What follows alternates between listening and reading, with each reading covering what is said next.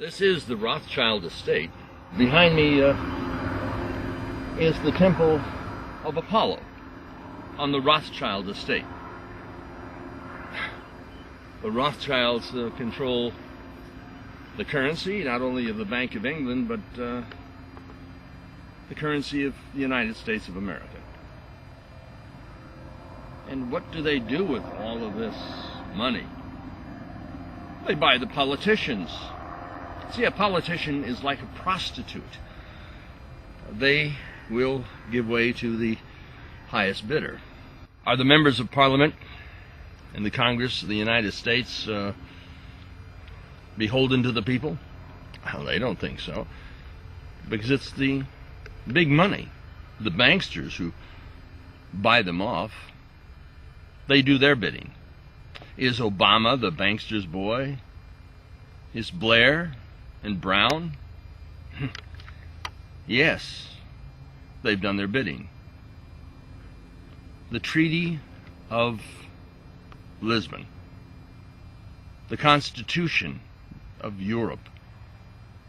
Has Britain surrendered its constitution, or what they say is national law, securing national sovereignty to the banksters?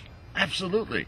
Did the people have a vote on it? Absolutely not. I mean, does the Temple of Apollo have anything to do with the rituals that these people engage in to bring them this power?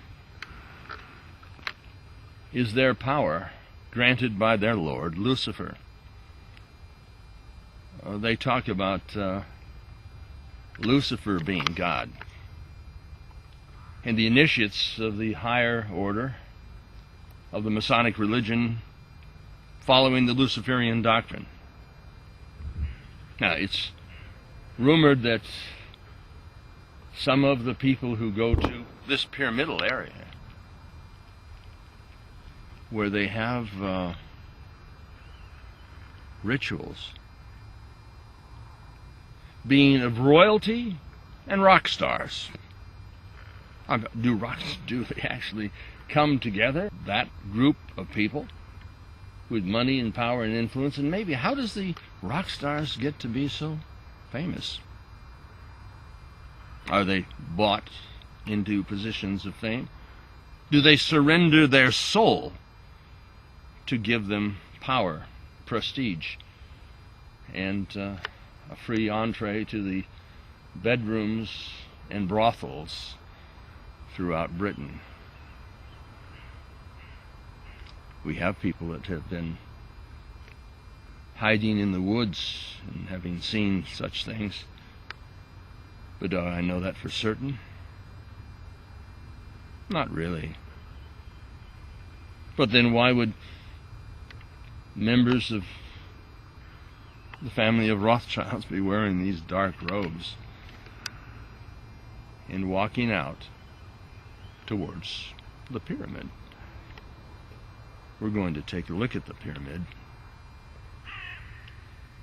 We see the sheep, but I'm so much concerned about the sheeple.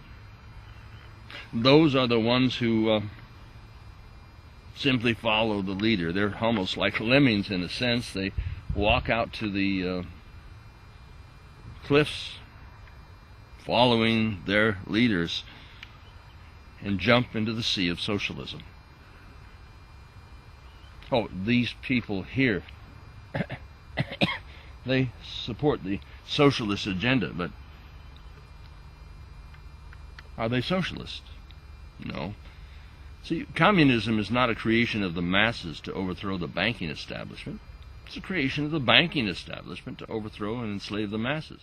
The leadership of communism, or communism, isn't really run from Moscow, Beijing, Hanoi, or Havana. It's always been run from London, New York, and Washington, D.C. It's not a movement of the poor, it's a movement of the rich. See, what the government gives, it must first take away, and what it takes away, it must take away with force, or threat of force, or violence, or threat of violence. And they pretend to be doing something for the people when they give you the Second Amendment of the Communist Manifesto. It's the 16th Amendment of the United States of America, the graduated income tax. They fleece the flock. They shear the sheep. They gather in the money. They take in all of the gold and all of the silver and all of the copper. And they leave us squat. The people don't know it.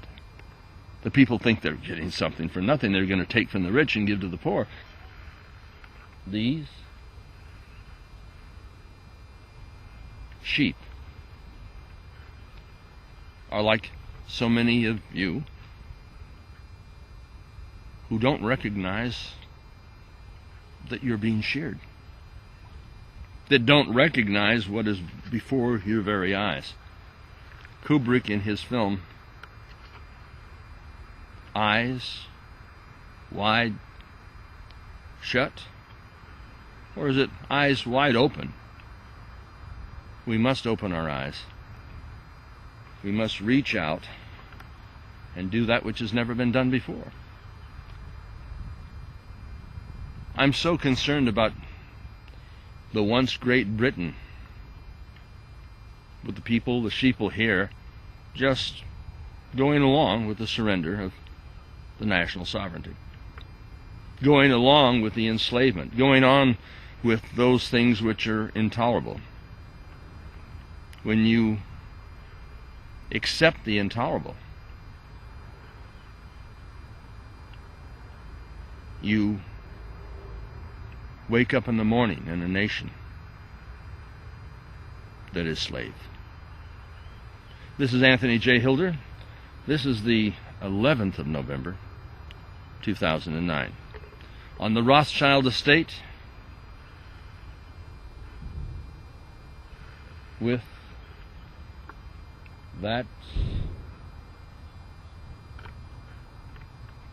symbolic structure here on the English countryside.